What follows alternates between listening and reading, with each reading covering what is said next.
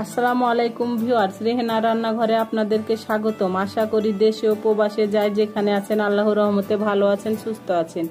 আজকে আমি আবার একটা দারুণ মজার রেসিপি নিয়ে চলে এসেছি। আজকে আমি আপনাদেরকে পাঙ্গাস মাছের পেটি টমেটো দিয়ে ঝোল করে দেখাবো। এখানে আমি পাঙ্গাস মাছের পেটি নিয়েছি 3 পোয়া। আমি সব থেকে ছোট সাইজ করে কেটে নিয়েছি। আপনারা চাইলে এর থেকে বড় করতে পারেন, তবে এর থেকে ছোট করার প্রয়োজন নাই। মাছগুলাতে আমি লবণ আর হলুদের গুঁড়া দিয়ে নিয়েছি।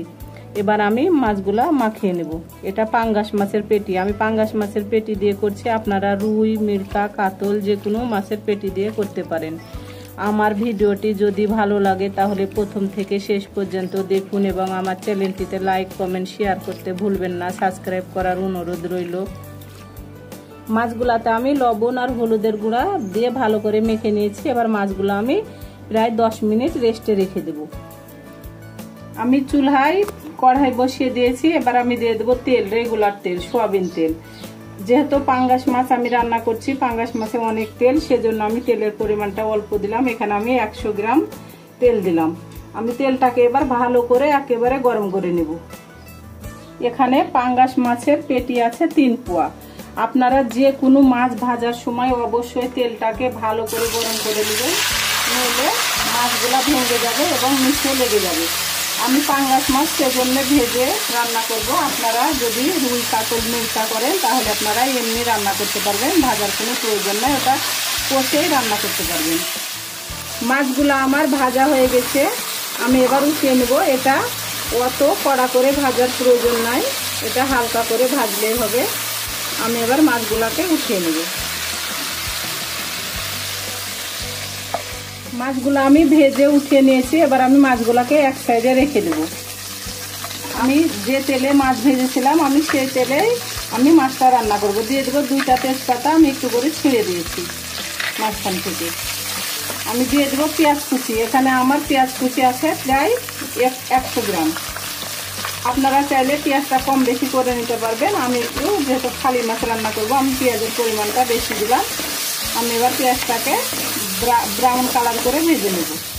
পেঁয়াজগুলো হালকা ব্রাউন হয়ে গেছে, দেখুন আমি এভাবে ভেজে নিয়েছি। এটা বেরেস্তা করার কোনো প্রয়োজন নাই। এবার আমি এক এক করে মশলাগুলো দিয়ে দেব। আমি দিয়ে দেব আদা বাটা 1 চামচ, রসুন বাটা 1 চামচ, জিরা বাটা 1 চামচ, লবণ স্বাদ অনুযায়ী। লবণটা দিলে মশলাটা ছিটকিবে না। আমি এবার এটাকে 2-3 মিনিট আমি ভালো করে ভেজে নেব। আদা রসুনের যে একটা কাঁচা গন্ধ আছে তাহলে সেটা চলে যাবে। আদা রসুন দেওয়ার পরে অবশ্যই 2-3 মিনিট ভেজে নিতে হবে, নইলে আদা রসুনের যে কাঁচা গন্ধ আছে সেটা থেকে গেলে তরকারিটা খেতে ভালো লাগবে না, তরকারির টেস্টটাই নষ্ট হয়ে যাবে। আদা রসুন দেওয়ার পরে আমি ভালো করে 2-3 মিনিট ভেজে নিয়েছি। এবার আমি গুঁড়া মশলাগুলো দিয়ে দেবো। আমি দিয়ে দেবো মরিচের গুঁড়া 1 চামচ। ঝালটা আপনারা কম বেশি করে নেবেন, কেউ বেশি ঝাল খেতে পছন্দ করেন, কেউ আবার কম ঝাল খেতে পছন্দ করেন। দিয়ে দেবো হলুদের গুঁড়া 1 চামচ। হলুদটা লবণের মতনই, হলুদ বেশি হলে তরকারির স্বাদটা নষ্ট হয়ে যায়, আবার হলুদ কম হলে তরকারির কালারটা দেখতে ভালো লাগে না, সেজন্য হলুদটাও আপনারা জেনে বুঝে দিবেন। আমি এবার ভালো করে আমি অল্প করে পানি দিয়ে মশলাটাকে প্রায় 5 মিনিট আমি কষে নেব।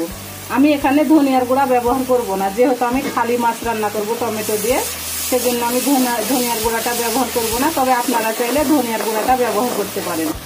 মশলাটা দেওয়ার পরে, গুঁড়া মশলা দেওয়ার পরে আমি 5-7 মিনিট মশলাটাকে কষে নিয়েছি। আপনারা অবশ্যই মশলাটাকে হাতে সময় নিয়ে প্রায় 5 থেকে 7 মিনিট কষিয়ে নেবেন, তাহলে যে কোনো তরকারির স্বাদটা একেবারে পারফেক্ট পাবেন এবং তরকারি খেতে অসম্ভব মজা হবে। এবার আমি মাছগুলা দিয়ে দেব। আমি এখানে পাঙ্গাস মাছ দিয়ে দিলাম। আমি এবার ভালো করে নেড়ে চেড়ে আমি পানি দিয়ে দেবো। যেহেতু আমি পাঙ্গাস মাছের পেটির ঝোল করব সেজন্য আমি পানি দিয়ে দেবো। আপনারা যদি ভুনা টাইপের করেন তাহলে আপনারা পানিটা অল্প ব্যবহার করবেন। আমি একটু বেশি করে পানি দেব। আমি দিয়ে দিলাম 1/2 কেজি পানি।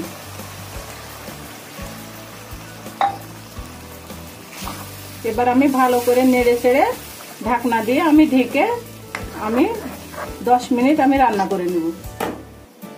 10 মিনিট পরে আমি ফিরে আসছি। এবার আমি 10 মিনিট পরে ঢাকনাটা উঠিয়ে নিলাম।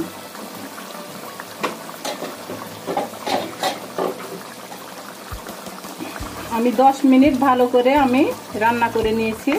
এবার আমি টমেটো কুচি দিয়ে দেবো। এখানে মাঝারি সাইজের 3টা টমেটো কুচি আছে। আমি দিয়ে দেব জিরার গুঁড়া, ভাজা জিরার গুঁড়া 1/2 চামচ।